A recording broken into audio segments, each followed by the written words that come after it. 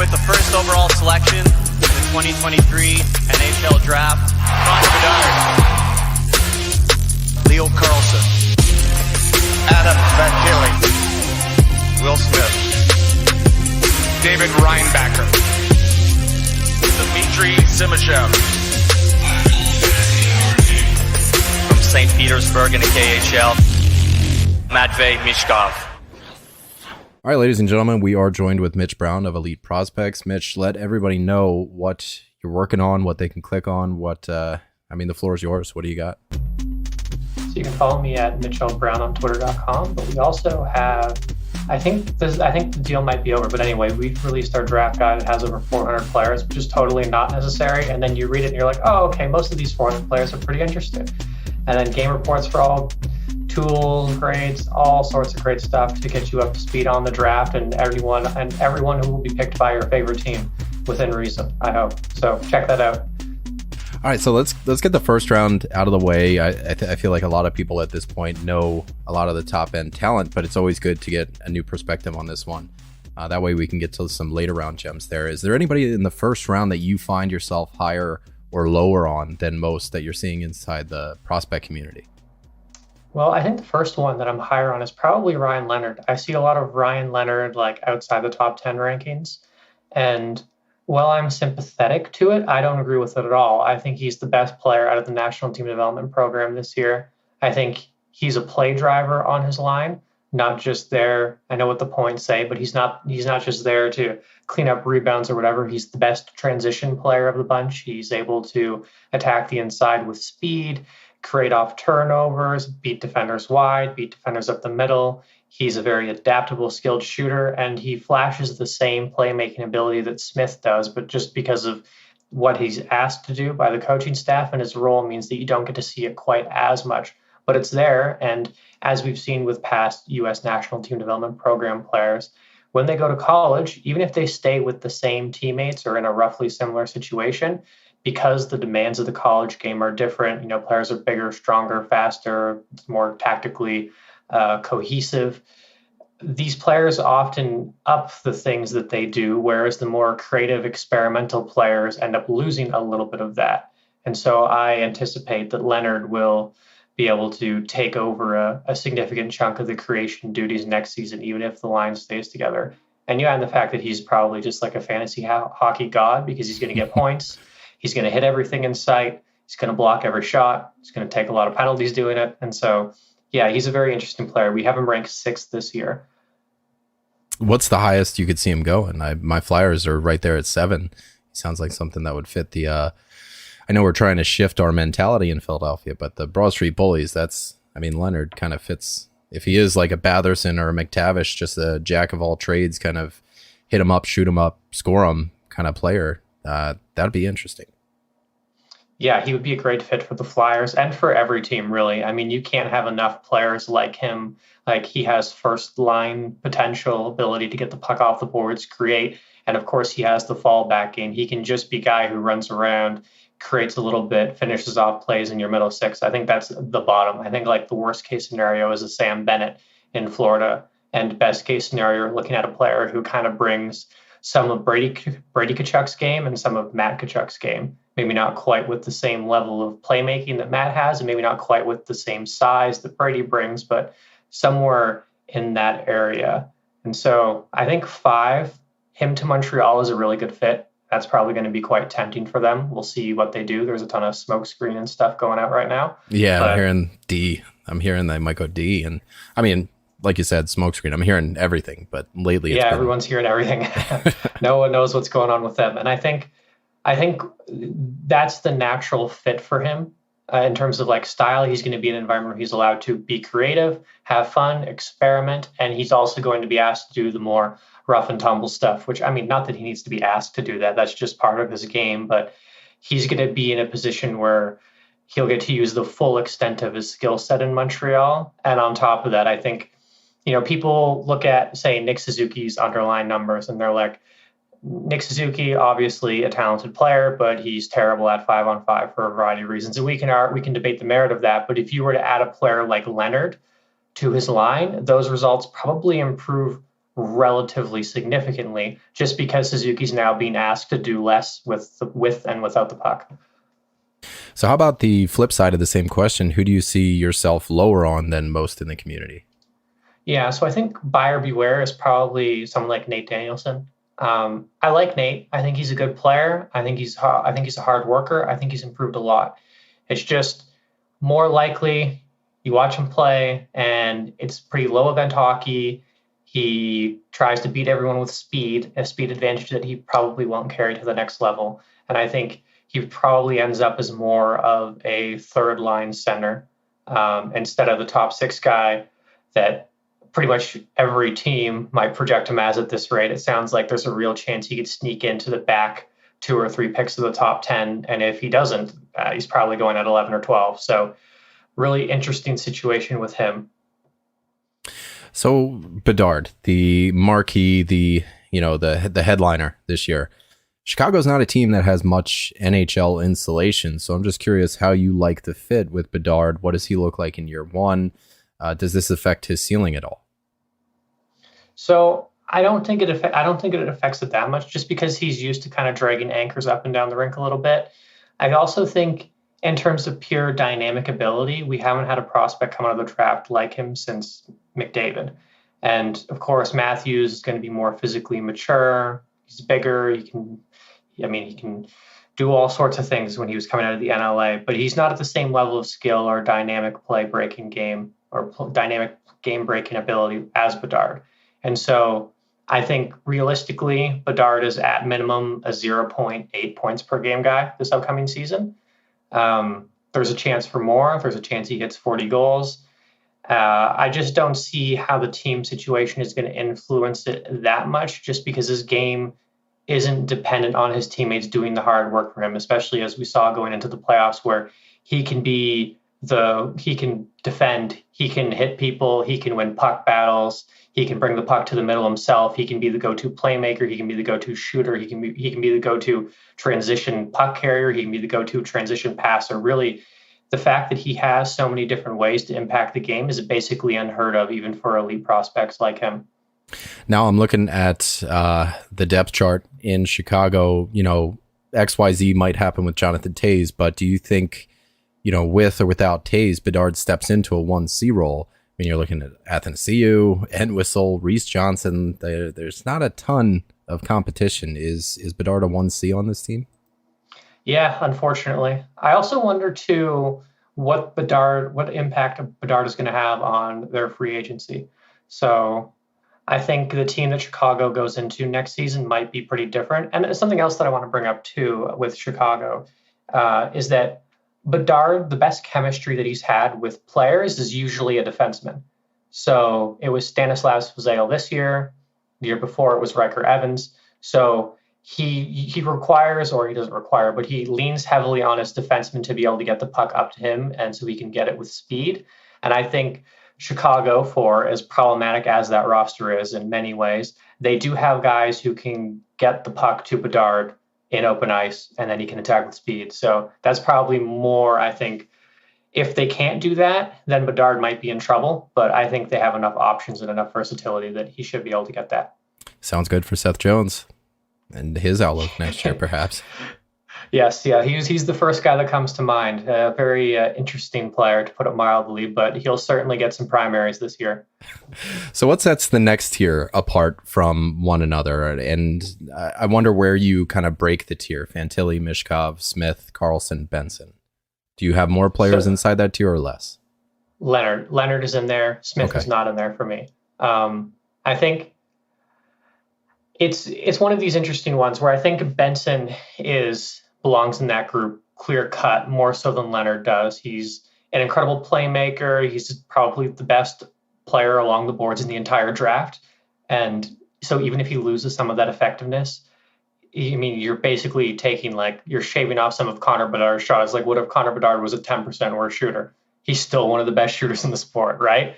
And it's going to be the same thing with Benson's ability to create off the boards. So he belongs in there, but really for me, it goes Fantilli, clear cut, and then Carlson, Michkov are back and forth. And then after that, it's Zach Benson. So for me, I think Fantilli is the best combination of everything. I don't think the upside between him and Michkov is that significant, especially because you're getting more certainty with Fantilli, not even in terms of the contract situation, but in terms of the style of play. And then with Carlson and Michkov becomes a little bit more of an interesting debate because Michkov is clearly more talented than Carlson, but Carlson also has top line skill, and he could also play in the NHL next season and might even be more effective than Fantilli will be. So it's a very interesting discussion, this group. I mean, it went on endlessly at Elite Prospects, and I don't think we're done having that debate anytime soon. Now, Carlson, I don't know what it is. He just screams Columbus to me, so I wouldn't be surprised if he goes number 3. I also think there's a real chance they go Smith. Hiikalainen always has some tricks up his sleeve. Some of them are very dumb and stupid. Some of them are extremely good. Nonetheless. And I'll let the audience figure out which ones I'm referring to. But certainly he's not afraid to pick his guys in the draft at high spots. I mean, the famous one is the PLD one, but you can go deeper down the draft too. And I wouldn't be surprised if Smith is there. The rumor is that they want a center. Smith does have some more overtly dynamic qualities than Carlson does. And I mean, you also you look at the way that team is built, and Smith with Sillinger, Smith with Kent Johnson, and the list goes on and on and on. And there are just so many options and different things that you can tinker with. And I know you can make the same thing with Carlson, but I'm just trying to provide some insight into what they might be thinking at this point. Now, I don't know if it's just the absolute depth that is the forward class, but the top end D are a bit muted, it feels. So how do they stack up against, let's say, like a Juracek and Nemetz from last year, and maybe even the year prior to that? Well, I think you can make an argument that Reinbacher is relatively close to Nemetz. I don't know if he's a Juracek level prospect. If you're looking to add some draft eligible defenseman talent, just wait until 2024. Really, it's an interesting group because a lot of the best talent may very well end up being second rounders, like Matt Mania, who would go even later, Tanner Melendick, Lukas Dragosevic, Bo Ahe. These are highly talented, skilled players who are just kind of one element or two elements away from being right up there with the Shimashevs and the Reinbachers of the group. And so it's one of these risk things, right? Where there's a real chance that Reinbacher could very well end up being the second best defenseman from the draft class. But just because of how close some of the other defensemen who are going to go far later are to him, it might not be the highest value pick that you could make inside the top 8. And I'm saying this as someone who loves Reinbacher and thinks he's a lot more talented and a lot more skilled offensively than a lot of the public sector thinks. So, yeah, it's a tough one for D. Just wait until next year. Matt Mania, what a name. Tell me a little bit more about this guy. Well, he's crazy. So he lives up to his name. He's just everywhere on the rink all at once. Some of the best hands in the draft. I mean, his puck handling ability is it doesn't compare to defensemen. You compare it to forwards. That's how good it is. I mean, he's backhand toe dragging it around people as a defenseman. He's fearless. And he's also very physical, aggressive, in your face. It comes at the expense of him getting dusted off the rush. In the draft guide, I described him as a kill or get dusted defender.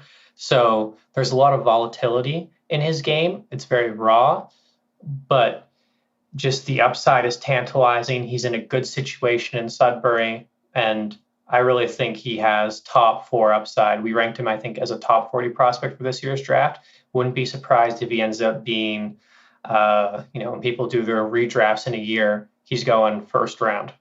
Wow. Now, again, as a fantasy podcast, what we're looking for, and a lot of this is going to be team dependent where these guys wind up, but who out of these top ND have true number 1 power play potential and, just huge upside for points? None. I mean, you might get Reinbacher as a Mo Sider, but you might get Shimashev in that same situation, but there's just so much risk. And again, it doesn't have anything to do with the Russian factor. It just has to do with the fact that he doesn't score. His offensive instincts are limited, especially compared to his tools at times. Now, this is Simashev or Reinbacher we're talking about? Simashev. Okay. So, yeah, I wouldn't bet on any of them doing that. The closest you might actually get may very well be Lukas Dragicevic. In terms of just like pure point production, he's a recent convert from forward. He can't skate very well. It's pretty poor. The footwork is poor. He gets beat off the rush all the time. He doesn't generate much power, but in terms of offensive intelligence, he's one of the best that has come through the last few drafts. He can manipulate opponents, go one way, make defenders follow, and then he goes the other way. He can set up teammates from the point. He's got a big shot. He's very skilled, loves to join the play. And I think because he's 6'2" and because he tries really hard to play defensively, he will get a lot of looks in the NHL that players in his archetype otherwise wouldn't. Now, we were talking a little bit about Jiricek there, and I just have a sidebar question here. Now that Severson and Provorov have moved in, how do you see Jiricek's outlook, presuming that Severson and Provorov have leapfrogged him in the depth chart? It's funny. I was just talking about this with someone, and if I'm Jiricek, I'm like, man. Yeah, so close. Because they're going to eat into not just his opportunities at 5-on-5, but opportunities that he might get on special teams as well. And so for him, he was just so good in the AHL last year that at some point he might just force his way over them.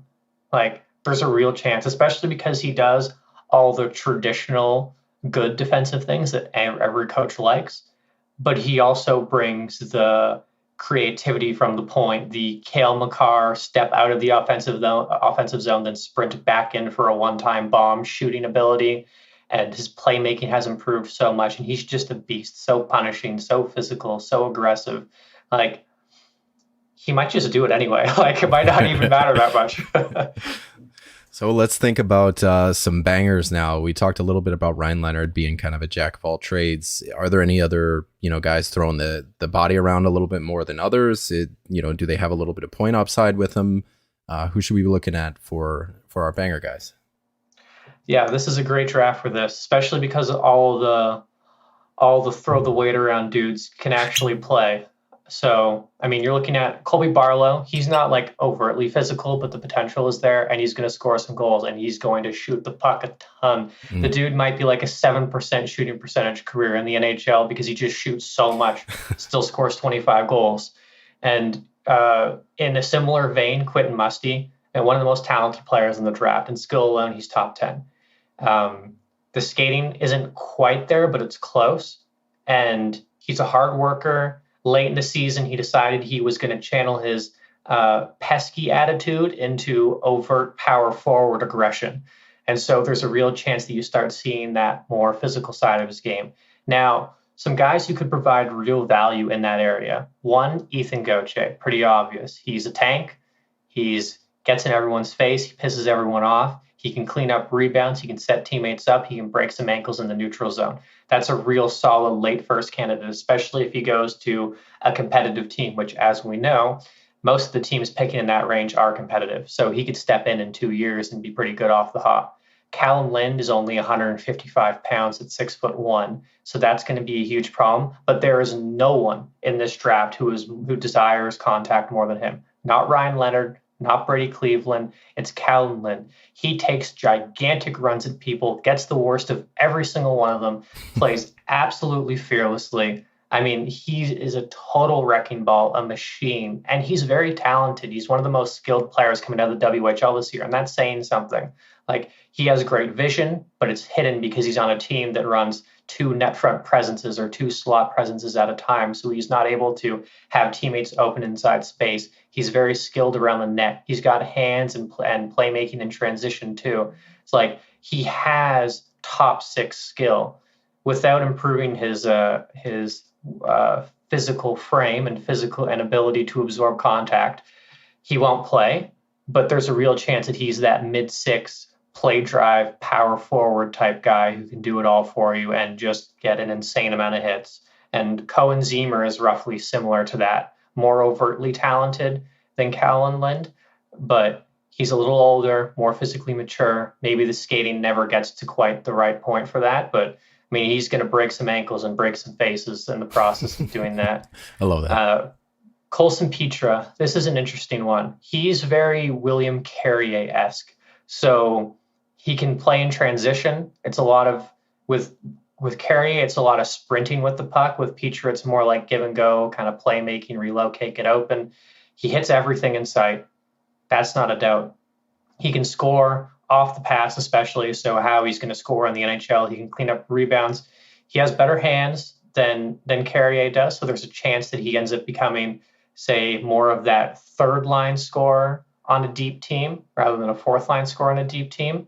But I mean, he's going to be a fan favorite no matter where he goes. And then just to round this out a little bit, Danny Nelson, look to pick him up in the mid-second. There's a real chance he's going to go in the late first. So he won't get you a ton of points. He might just be a 4C, but he's going to do everything. Hits, block shots. He's going to play decent minutes, probably play in the penalty kill even. And there's a real chance that because he's one of those depth guys on the NTDP, that his skill level that we only saw in spurts becomes true, effective play creation in the NCAA. And then suddenly you're looking at a mid-6 forward. So those would be the guys I'd be looking at, especially in the let's say 35 to 60 range. You know, Petra could be one of those guys who just kind of falls off everyone's radar. No one talks about him despite his very obvious skill set. This draft is just so exciting because I think, you know, everybody's got their own lists and I don't think any of us are going to be right.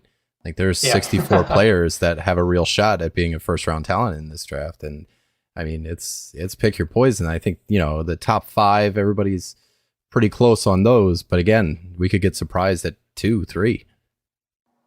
Very much so. Very much so. And it's one of these things too, where there are about 80 guys who fit into that 25 to 64 range. 80. And there's going to be some real value to be had. Like what happens if Matthew Wood falls? This dude was a point per game in the NCAA this year as an 05.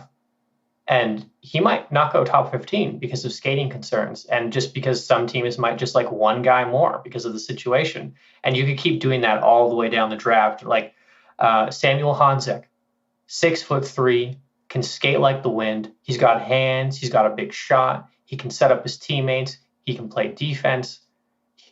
In any other draft, people are talking about him as a top 10 pick with a bullet. There's a real chance he doesn't go top 15. And you can just keep doing this the entire way down the draft. And that's very exciting, especially because I think from my perspective, someone, you know, this is what I do every single day, all day long. The chance that you're just going to be wrong about everything is really high. And then that's a real, like, that's kind of exciting, right? Because, you know, my job is scouting and content creation. And if you're wrong, that makes some real great content. No, man, I'm in the fantasy hockey business. I know all about it week to week. This is the guy you should pick up. And then he gets hurt immediately. So I'm right there with you. I feel you. Now, I was talking to Sebastian High from over at Dauber, and I was talking to him earlier this week, and he was telling me about a couple players I should hit you up about, Bo Akey and Grayson Sawchin. Oh, yeah. Oh, also, hi, Sebastian. Love your work, man. But yes, so Bo Akey has the best defensive stick in the draft. I mean, when you look at most rush defenders, especially at lower levels, it's, you know, they just kind of swipe at the puck a bunch of times, and eventually they get it. Bo Akey, one poke, he's got the puck clean, on to the next play. He can really skate. He's so fluid. He's so mobile. And as he gets stronger, he's going to add so much more speed. He likes to jump into the play. It's just a matter of learning how to sort of be a little bit more aggressive, be a little bit more creative with the puck. Because if he can do that, again, there's a chance he could be the best defenseman in this draft, just like so many other players. Very exciting, very interesting. And then Grayson Sawchin, we have ranked at 13th at Elite Prospects, which is way high compared to where a lot of people have him.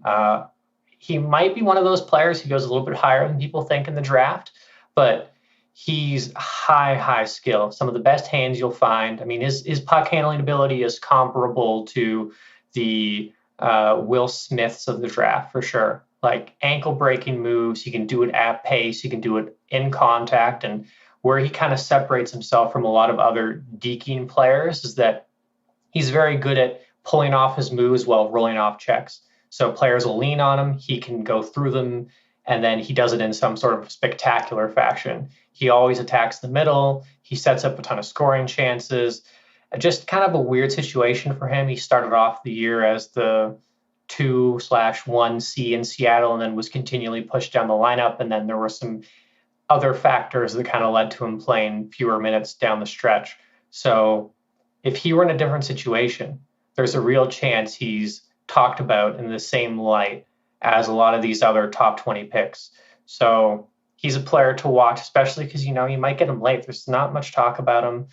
Some people have him ranked outside the top 64 altogether. There's a real chance that he ends up being one of the 10 or so best forwards in the class. And the physical potential with him is immense just because he has so much more room to fill out. I think he's like 150 pounds, but he's already so strong in contact and he's so skilled. So, yeah, really excited about his potential. I want to revisit that 25 to 65 range that we were talking about. Is there anybody in there that you find yourself kind of like almost a fanboy for, that you think might have like the highest ceiling? Somebody that you are, in the back of your mind, like, okay, this guy he's the guy. Yeah, so I think we've talked about a lot of them already, but let's throw another name out here who I think is really interesting. Nick Lardis. So he went on a huge goal scoring heater on the second half of the season because Hamilton started running this play where they basically just threw the puck to the weak side and then Nick Lardis would outskate everyone to get it. And okay, that's not too interesting in itself, but then you add the fact that he can get every single loose puck. He can bowl through defenders who are leaning on him. He can deke through them if he can't knock them over. He establishes body positioning on the defender. He's got an NHL shot, and not like an NHL shot, that you see this and you're like, oh yeah, that'll work. No. This thing is a cannon. It's a laser beam. So lots of toolsy upside there. And then throughout the season, we also saw some real playmaking flashes from him too. To be a scorer in the NHL, you got to be able to get the puck to your teammates and then relocate and get open. And I think he meets that threshold. And he can also be the guy who makes the final pass in a sequence. It'll be very interesting to watch where he goes, but there's all this talk about Braden Yeager still being a top 20 pick. And at the combine, they measured in at exactly the same size, 5'11", 170. And Lardis was more productive in the second half of the season by a massive margin. He had a better tracking data profile. He's just as toolsy, probably more. So Lardis could be real found money. There's a bit of risk with it because he did only score for half of the season, but I'm a believer in him. I really think he could be, again, as I said about Mania, when you look back on the draft next year, one of those guys who you might be like, wait a second, he didn't go in the top 25? One of those Braden points, right? Like right in the middle. How did we miss this guy? Now, there's a few guys that I just straight up don't have a read on. I mean, there's so many of these players inside the top. I mean, we've talked about it now at like top 80. There's guys that are just so flashy and stuff like that. I wonder if these guys just aren't flashy, if they're just reliable, kind of tried and true. But Dalibor Dvorsky is somebody I haven't heard too much about. Andrew Kristal, Mikhail Gulyayev. So I can't talk about Gulyayev because I haven't seen him, mostly do North American stuff. But Dvorsky is an interesting one. He's very toolsy, but he's not necessarily super quick. He's one of those guys who has a very sound skating stride, but it just doesn't translate to speed. He can really shoot it. He's good at getting open. He's a sound defensive player. He's great at leaning on checks and rolling with them. He can lean on a guy, cut back, find the next play. For him, it's really just about making reads faster.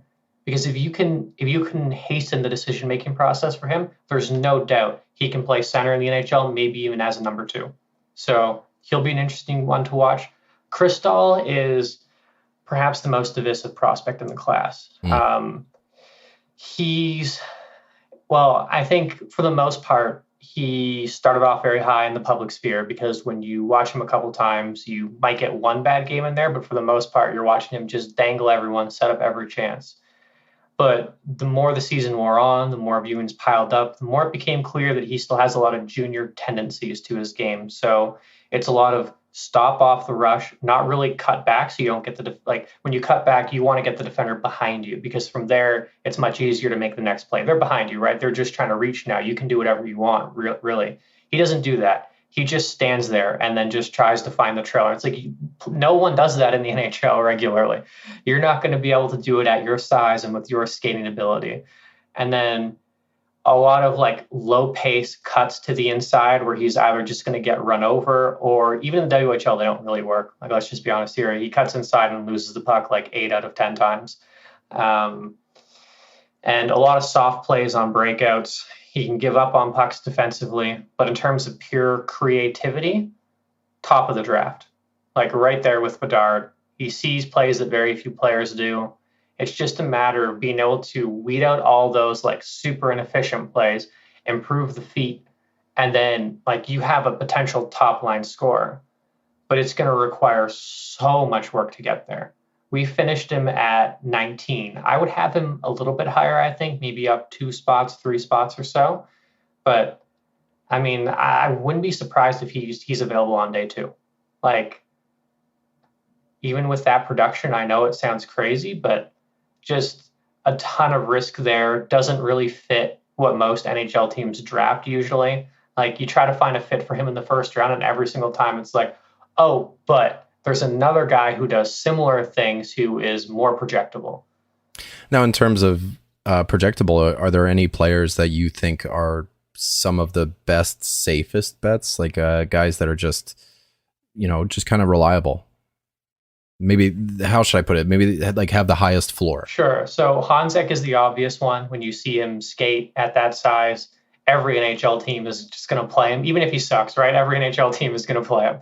But there's a real chance he's going to be great because he's smart enough to read space and he has some ability to manipulate defenders along the boards. If he can translate that to open ice, that's a top 6 scorer. So, I mean, he's going to play. He's going to be good. Another one who comes to mind is Callum Ritchie. He was in a very tough situation in Oshawa. Whenever Oshawa played, there was a force field around their opponent's net. There was no getting open in the slot and getting scoring chances.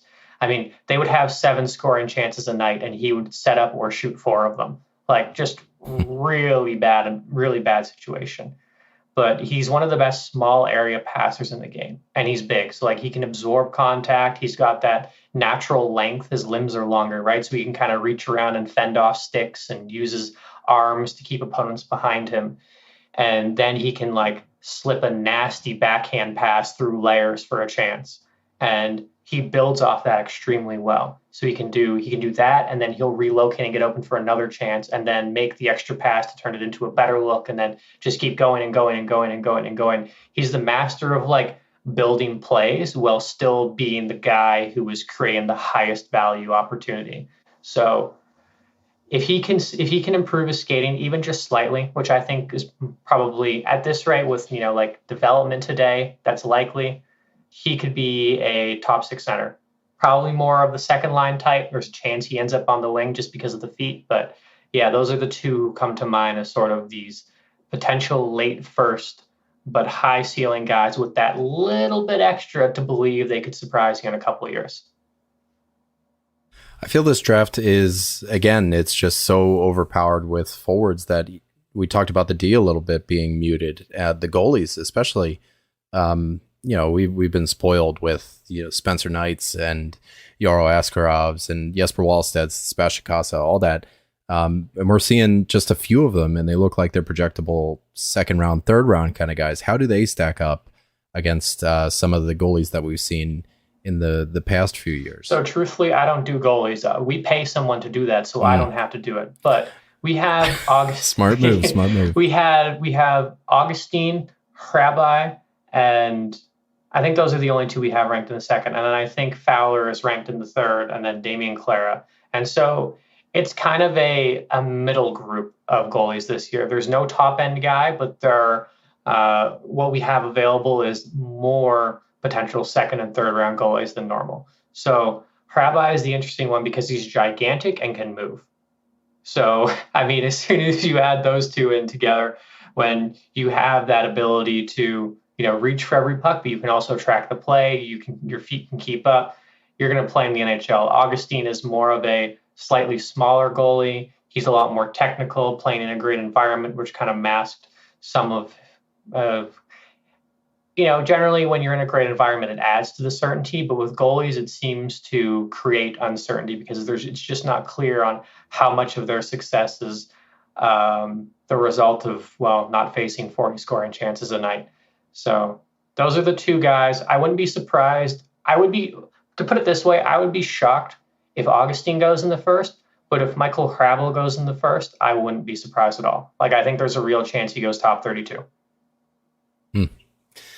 So I got one more question for you. The way we like to end every episode that we do with you is about the Calder class for next year. Granted, Connor Bedard might run away with it, but if you had to project the Calder class from next year, whether it's players that are making the jump, or if it's guys that are already in systems that are technically rookies, or if it's guys that are here in the 23 class that are going to get fast tracked into the NHL, what does a Calder class look like for you? So it's Fantilli and Bedard. That's kind of the big question, because I think if Fantilli goes to Anaheim, he's going to play. He's going to be in a great situation. He's going to be surrounded by great talent up front, provided they actually use him in a way that I think makes sense. So he might sneak it away from Bedard. I think that's really unlikely. Put all your money on Bedard. Look the other way. I also wonder, what about, say, I'm trying to think of who is even eligible anymore. Jesus, this is hard. Luke Hughes, there's a chance that New Jersey lets him kind of do whatever he wants in a third pairing role. And so he might have a pretty outsized offensive impact relative to his impact elsewhere on the rink. He wouldn't be the first guy who just kind of scores 30 to 40 points playing limited-ish minutes because he's in such a favorable position and they run him out on the power play. But the one that I'm really wondering about is this Simone Edvinsson's time to step up into the NHL, because he's talented, we know that, but he actually had a pretty good year. And I know people wanted him to make the NHL right away, but just given his characteristics, it was a little bit tricky for him to get accustomed to the smaller rink, but also the pace of play. That's really the big thing. So now that he has all that experience in his back pocket, maybe he just comes out of nowhere and becomes the second best rookie. I think last year I think I mentioned him as well. What if he just steps into a top four role off the hop? And I think Edvinsson might be the surprise this year. It's tough though without having everyone in front of me. Well, Mitch, it's been great talking to you once again. If anybody wants to find Mitch and his work, you can find it over at EP Ringside, Elite Prospects. Follow him on Twitter at Mitch L. Brown. Anything I'm missing? You want to plug the guide one more time? Yeah, please. So check out our draft guide. You can get it with a 1-month subscription. It's $12. It's 1,600 pages. You can read as much or as little about every player as you want. There's something for everyone in there. So I'd highly recommend checking that out. And if you're looking for a couple of late round steals, Rod Windinizio, one of the best playmaking defensemen in this year's draft, even as a re-entry. I actually tracked a bunch of his games, and he's having the best playmaking season I've ever tracked from a defenseman. He's worth a look. Easton Cowan, highly skilled, a little small, but he might get a ton of points in the NHL. Luke Cagnoni. So very interesting group, and we can talk about so much more. So thanks for having me on, Tim. Really appreciate it. And always a pleasure. Check out the draft guide. It is my baby, I guess. I was trying to think of a smarter way to say it, but I think that's really it. Masterpiece, crowning achievement, maybe. Yeah. See, the thing is, if I say masterpiece, I'm gonna find one flaw in it and then get hung up on it for weeks. So, yeah. No, I think I'll leave it there. Well, we'll check back in next year and see if we got the word for it. All right. Yeah. Thanks for having me on. Appreciate it. Thanks so much. Take care, brother. You too.